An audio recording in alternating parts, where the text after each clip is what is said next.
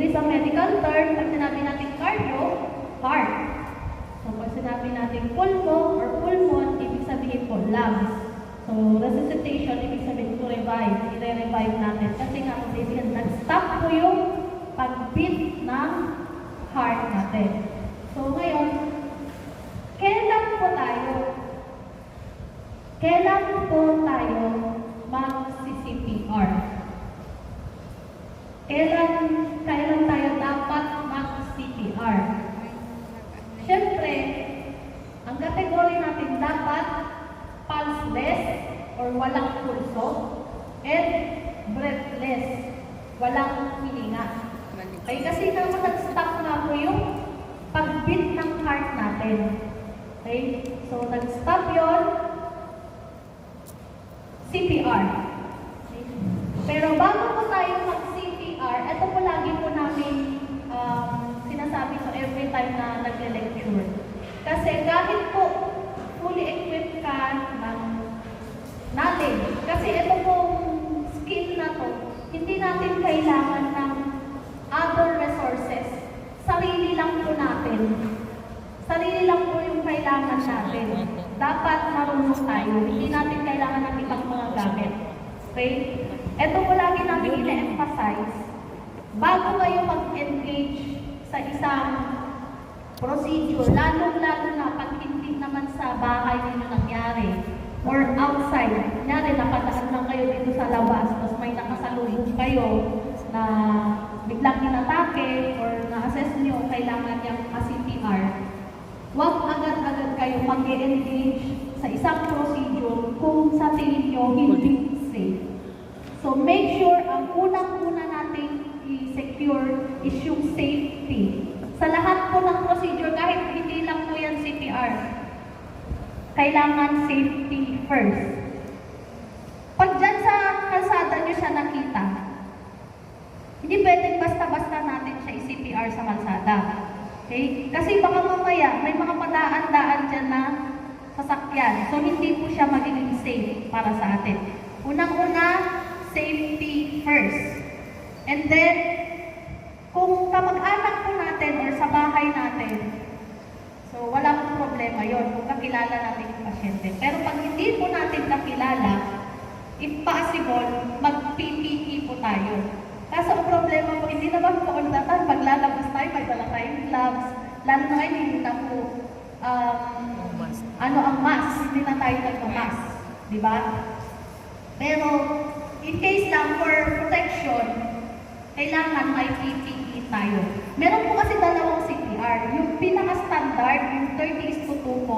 Meron din po ngayon bago, yung hands-only CPR. So, istuhod na lang po namin pareho sa inyo. Pero, kung hindi po nyo kilala ang pasyente at or ang victim, ang gagawin po ninyo ay hands-only CPR. Bakit? Ano pong difference ng dalawa? Yung hands-only CPR, wala pong ventilation yun. Ibig sabihin, hindi kayo magma-mouth to mouth. Diba? Kasi kung hindi ko yan kakilala, maski ako, nurse po kami, trained po ako, kung hindi ko yan kakilala, hindi ko yan ima-mouth to mouth. Malay ko ba kung may TB yan? Diba? Pero gusto kong tumulong. Ano po pwede natin gawin? Hands-only CPR. Kaya yun po ang i-encourage namin sa inyo pag hindi ninyo kilala ang pasyente. Okay? So ngayon, doon muna tayo sa standard na CPR. She's a nurse. So unang-una, gagawin natin, diba? So, for example, secured line scene. Okay, safe naman yung lugar. Okay? Titignan mo yung area kung safe and secured. And magsi-CPR po tayo dapat sa flat na surface. Flat surface, hard surface. Hindi mo pwede, for example, doon sa kama, inatake, tapos yung foam ninyo, yung nagpa-bounce na sayang yung pag-compress po natin. Lagay po natin siya sa sahig. Ito po, adult po ito kasi iba din po sa babies. Okay? Nagpakilala. Next is, okay. Okay. Ito po yung yung sapat sa labas. Kasi pag kamag-anak mo naman, hindi mo naman nagpapakilala. So, doon lang ibang lang po natin yun. So, Okay, nagpakilala ka. Bakit kailangan magpakilala pag hindi mo mag-anak yun? Para magkaroon ng sense of trust ba na sino naman tong tao itong lalapit-lapit dito, di ba? Sabihin mo, ay ako po, nag-train po ako. Pwede po bang tingnan yung pasyente? Humingi po kayo ng consent, hindi po pwedeng basta-basta nyo na lang lapitan yung hindi nyo naman kakilala. Kasi, again, social media ngayon very, powerful na. Okay? Kahit doktor ka, kung hindi ka nagpakilala ng doktor at hindi ka nila kilala, baka pagtaasan ka lang ng kilay. Sino naman itong lapit-lapit dito? So, ipakilala mo, ay, marunong po ako. Pwede ko po bang tingnan yung pasyente? Humingi po kayo ng consent lagi. Pag walang consent, Hello po. sabihin niyo muna, kasi mo pag hindi po natin tinignan to, pasyente, baka mas maging malala pa yung kondisyon niya. Pag hindi pa rin pumayag yung kakilala or kung sino man na hiningan niyo ng consent, huwag niyo nang i-attempt. Kasi wala kayong permiso, baka magkaroon pa po tayo ng problema. Ngayon, nagkaroon ng consent, lalapitan mo na. Okay. Okay. So, bakit po ginawa yun? Okay, so make English kasi sa US well. Pero ngayon, dito po sa Pilipinas, pwede na po yan, ganyan. Tapikit mo lang. Bakit? Sine-check po nyo yung kamalayan. Yung consciousness. Hindi pwede CPR agad.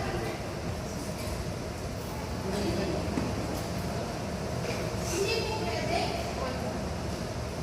Lahat lubat na. Hindi Patay. po pwedeng CPR Lahat na nalubat agad. na daw. Baka naman po, si kuyang na natumba dyan, baka natumba lang siya kasi sobrang kalasingan, tapos nag-CPR ka kaagad. So hindi, i-check mo muna yung kamalayan niya. Kasi pag ang tao po, may buhay naman po yun at sinipiyar mo, masakit po yan. Okay? Masakit po yan. So, i-check mo yung kamalayan niya. Wala na. Kasi baka nga naman, may instances nakakatawa, pero may instances na gano'n, baka lasing lang. I-check mo, yung tapik mo, yung talagang may force. Pero wag naman Pag alam mong lasing, iwanan mo. hindi naman yung parang hinihimas. Okay? Kung wala, pwede ka naman mag-impus. Walang reaction. Okay, walang reaction. Si Kuya. Pwede kang mag-impus ng pain. Dito po. Yung nasa likod po natin, pwede natin yan pinch. Okay? Dito. Pwede Gurutin na lang. ng pain. Pwede mag-indus ng pain kasi once na may pain, kahit nakapikit yan, pagka may pain, minsan kahit pag na-perceive niya na masakit, ang tendency niyan, minsan gagalaw ang kamay, may either something na gagalaw sa kanya or magpipikit ay magkukurap yung mata. Okay. Pwede kumarap yung mata. So, senyales yun na buhay. Okay? Pero kapag ginawa mo na yun, tinapik mo na, nag-induce ka ng pain, walang reaction, hindi kukurap ang mata, walang gumalaw, hindi nagsagtangan, walang reaction. Patient is unconscious. Okay, unconscious siya, unresponsive, ibig sabihin, anong gagawin ko? Tumawag muna. Bystander po. Hindi tayo ng dito. Ma'am, sir, tawag na po ng ambulansya. Pwede ka po dito. Ayun na. Okay, so pagka na-assess mo, hindi siya responsive, tatawag ka muna. O kaya, ate, di ba, sa bahay naman natin, siyempre magkakakilala naman tayo, di ba?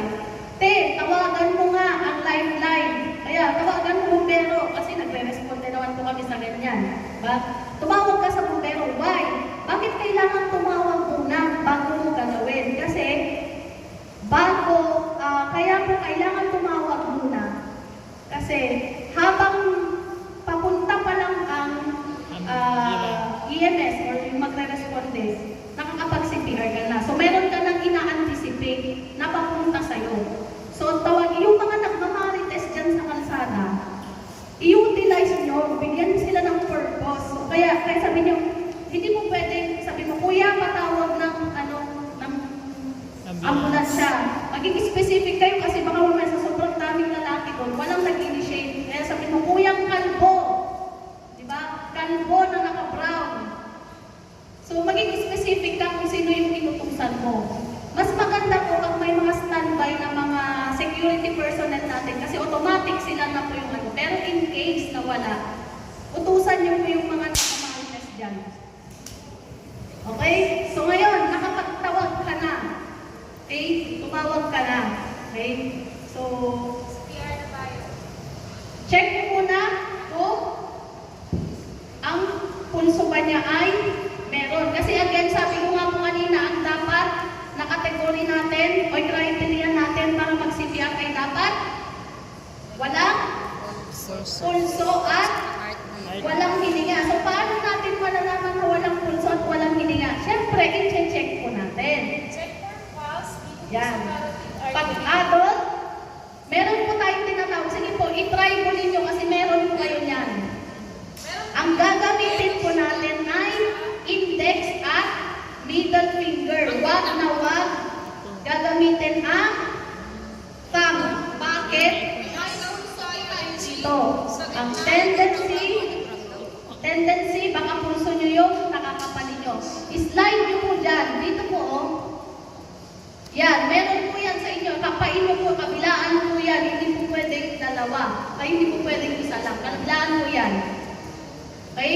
I-check po po yan ng kabilisan. Hindi, maximum Okay? 50 Less than 10 seconds. Sa adult, carotid po ang tawag dyan. Carotid pulse. Ito to. Dito po.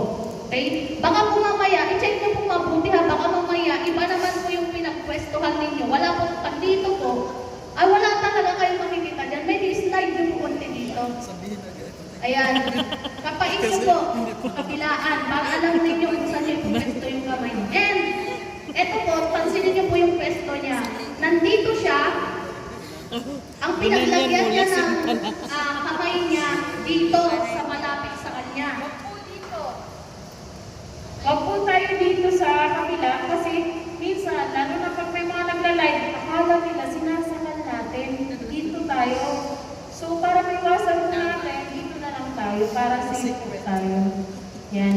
Yan lang naman. Okay? Again, kasama po yung safety hindi lang po sa ano ha, hindi lang po sa environment. Okay? Kasama na po yan yung ating mga social media. Kasi yung kagustuhan natin minsan na tumulong, napasama pa tayo. Okay? So ayan, check for pulse and breathing. Okay, ano po yung gagawin? Check po yan ng less than 10 seconds, mabilisan lang. Okay? Dapat ang mata nakatingin sa chest. Bakit titignan mo po